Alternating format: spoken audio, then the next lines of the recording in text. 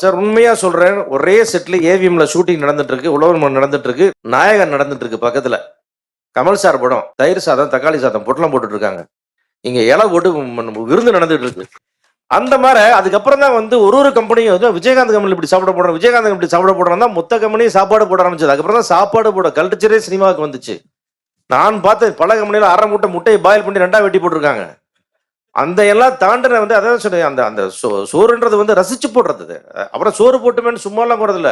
அது நடந்த இந்த ஏரியா பூரா போய் எவனா கம்மியா கொடுத்தான், சரியா ட்ரீட் பண்ணல, இது பத்தல அது பத்தலைன்னா அவ்வளவுதான் நீங்க காலி எல்லாரும்.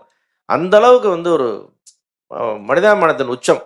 அதான் நான் சொல்லுமா சொல்றேன். அதாவது சோறு போட்டா தர்மம் பண்ணா நல்லது அப்படின்னா அந்த நம்பிக்கை போயிடும். அது வந்து இது நம்ம வந்து ஒரு கடவுளுக்கு வேண்டுகோளா சொல்றோமா, கோபமா சொல்றோமாலாம் தெரியாது.